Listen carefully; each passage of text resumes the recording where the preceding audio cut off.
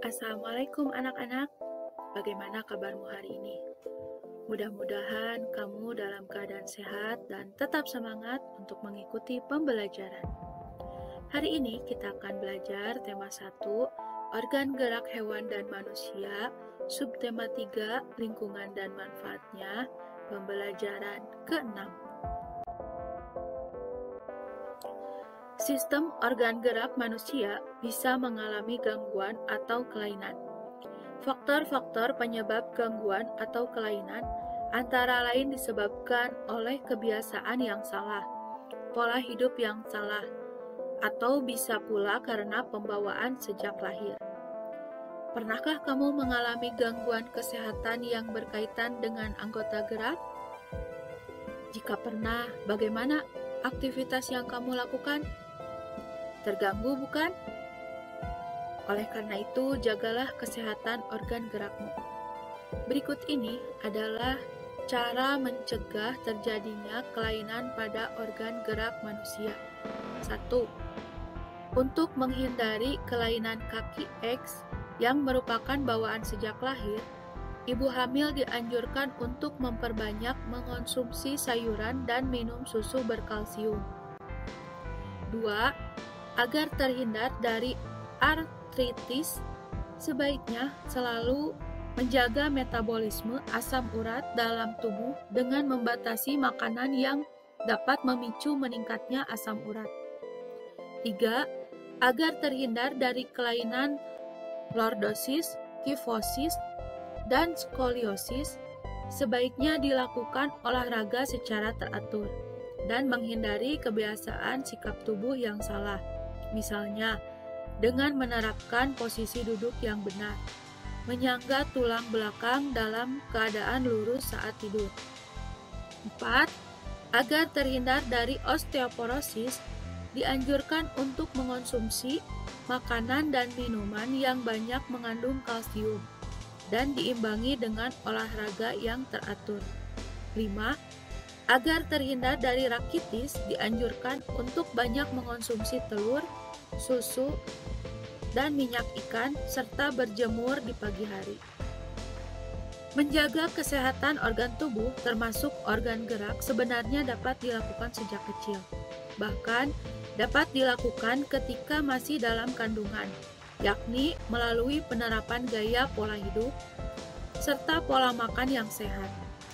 Ada baiknya penerapan pola hidup sehat itu diterapkan sejak kecil, sehingga akan menjadi kebiasaan saat anak sudah beranjak remaja dan dewasa. Pola hidup sehat dapat dilakukan dengan menjaga kebersihan tubuh, lingkungan, dan makanan. Melakukan olahraga teratur serta penerapan disiplin latihan. Dengan demikian, niscaya kesehatan akan selalu terjaga hingga tua. Untuk menentukan ide pokok dan kalimat pengembang, yuk kita simak teks berikut. Bocah terkuat di dunia pecahkan rekor.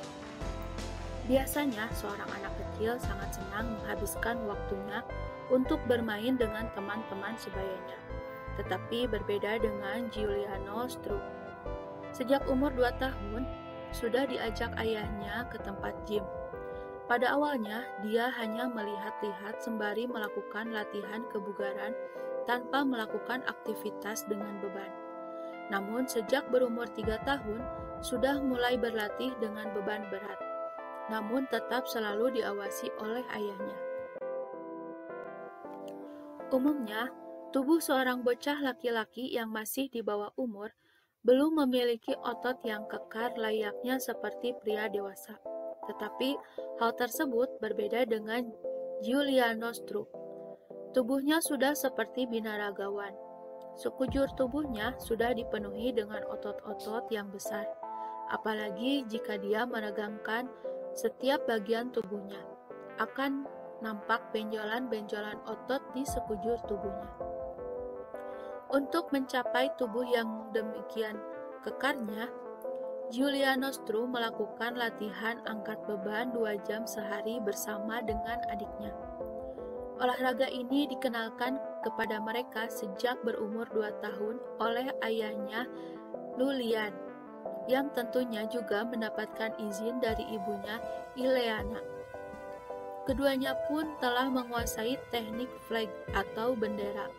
Teknik ini mengharuskan mereka berpegangan dua tangan pada tiang dan mengangkat kedua kakinya sejajar dengan kedua tangan, layaknya bendera yang sedang berkibar pada tiang. Tentunya dengan kondisi tubuh yang kuat sepertinya mudah saja baginya untuk melakukan gerakan tersebut. Ayahnya menginginkan anak-anak melakukan latihan angkat berat dan mendorong untuk memiliki tubuh yang kekar, bak binaragawan, bukannya tanpa sebab. Ayahnya terinspirasi oleh mantan atlet binaraga dunia yang juga bintang film laga, Arnold Schwarzenegger. Saat ini idolanya tersebut menjadi gubernur California, Amerika Serikat. Tubuh Giuliano Stru memang luar biasa. Meskipun besar dan kekar, tetapi juga lentur. Dia juga memiliki bentuk otot perut yang sangat bagus. Ayah Giuliano Stru memastikan bahwa program latihan yang diberikan kepada anaknya sama sekali tidak membahayakan. Dia selalu mengawasi, bahkan sampai sekarang pun, meskipun sudah mahir dan dengan berbagai peralatan gym, tetapi dia tidak pernah membiarkan putranya berlatih sendiri. Jika putranya sudah terlihat bosan atau jenuh berlatih, dia segera menghentikan latihan dan membawanya keluar untuk bermain. Giuliano Stru sendiri mengaku bahwa dia tidak merasa terbebani dengan program dan jadwal latihan yang telah ditetapkan ayahnya. Di waktu senggang, dia suka menonton film kartun dan melukis. Meskipun dia sudah terkenal, tetapi dia masih bisa bermain dengan teman-teman sebayanya. Giuliano Stru tidak tampak berbeda dengan anak sebayanya, tetapi siapa sangka, bocah ini telah memecahkan rekor dunia, 2 buah rekor sekaligus. Giuliano yang berasal dari Roma, Italia ini juga diklaim sebagai binaragawan termuda dan terkuat di dunia. Hebatnya lagi, dia mampu melakukan push-up di atas botol. Rekor pertama yang dipecahkannya adalah berjalan dengan tangan tercepat sambil mengapit bola pemberat di antara kedua kaki. Adapun rekor keduanya adalah melakukan air push-up terbanyak. Air push-up adalah push-up yang dilakukan dengan cara kaki yang diangkat ke udara. Dia berhasil melakukannya jauh lebih banyak dibanding lawannya. Bahkan, lawan-lawannya tersebut ada yang lebih tua darinya. Meskipun banyak meraih prestasi, dia juga mendapat banyak kecaman karena dianggap latihan binaragawan untuk anak belum pantas untuk dilakukan, apalagi di usia yang masih mengalami pertumbuhan. Namun, ayahnya menampik kecaman tersebut dengan mengatakan bahwa latihan yang dilakukan Giuliano aman dan di bawah pengawasan. Ayeuna urang diajar ngalarapkeun aksara gede. Hidup tangtu geus nyaho yen aksara gede teh dipake pikeun nuliskeun aksara kahiji dina kalimah. Salian ti eta aksara gede dipake pikeun nuliskeun ngaran jalma. Contona Bayu, Mamanata, Emma, jeung Asih. Salian ti eta aksara gede oge dipake pikeun nuliskeun hiji ngaran kalungguhan nu dituturkeun ku ngaran macakal. 2. Ngaran nagara, seler bangsa, jeung basa. 3. Ngaran tahun, bulan, poe, hari raya, jeung kajadian sajarah. 4. Ngaran macakal dina geografi. 5. Ngaran resmi badan, lembaga pamarentah, katatanegaraan, jeung dokumen resmi. 6. Ngaran buku, majalah, surat kabar, jeung judul karangan. iwal ti partikel di ka ti pikeun jeung anu jeung sajabana nu lain dina posisi awal.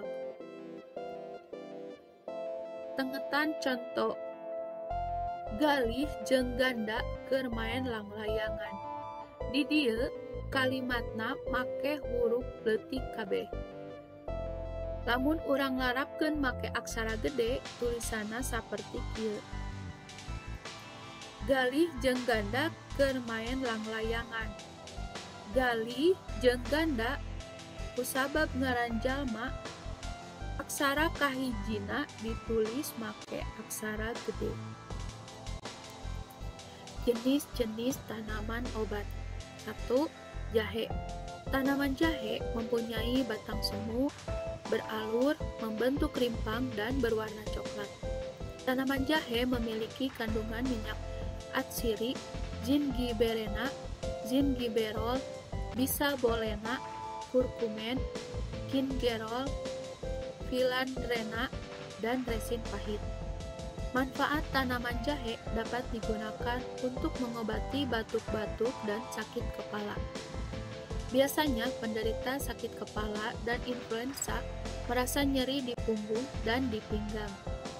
Untuk mengurangi rasa nyeri tersebut, penderita dapat diobati dengan ramuan jahe merah.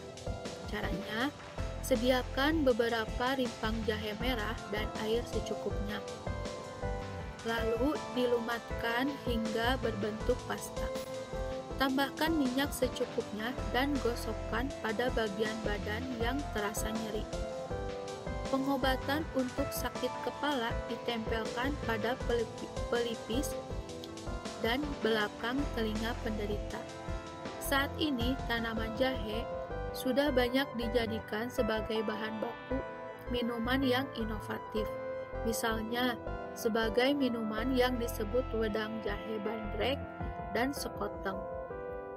Ada juga dibuat makanan ringan, yaitu kue jahe. Yang kedua, temulawak.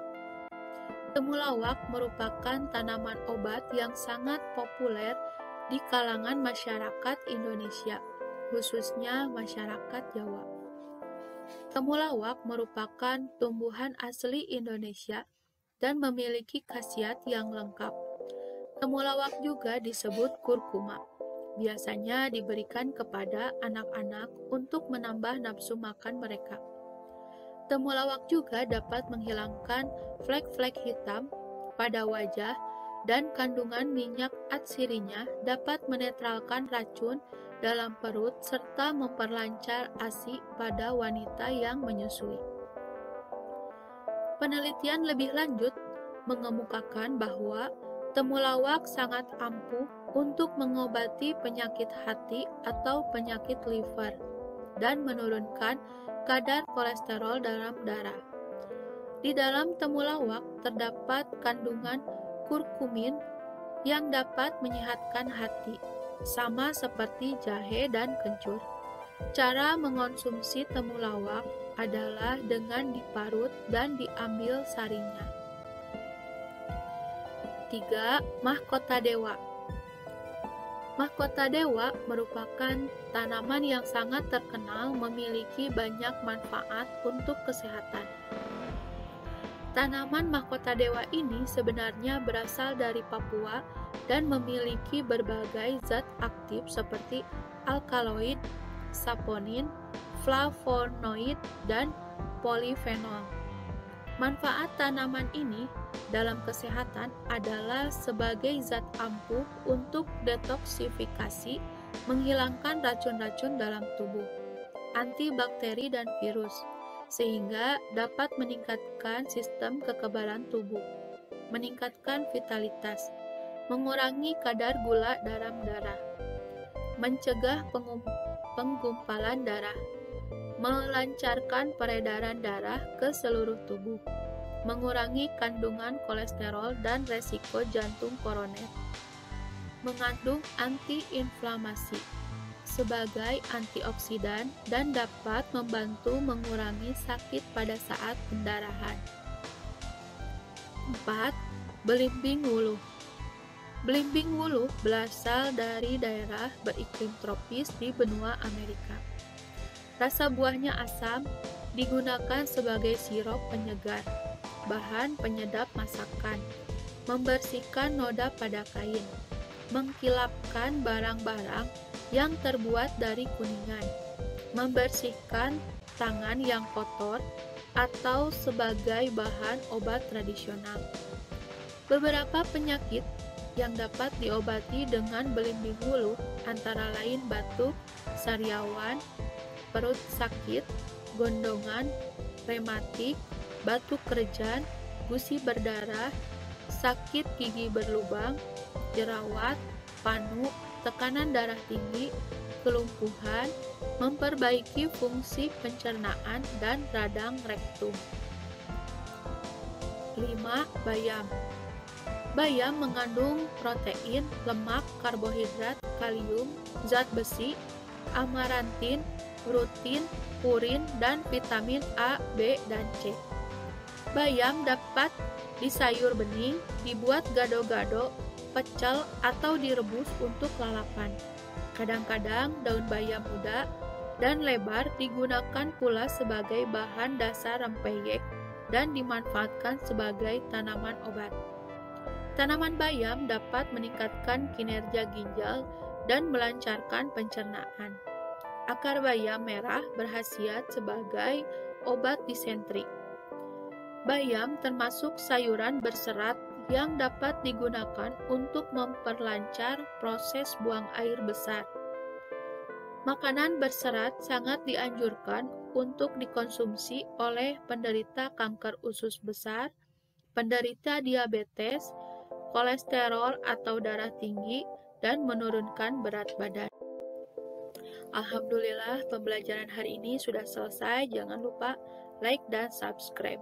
Assalamualaikum warahmatullahi wabarakatuh.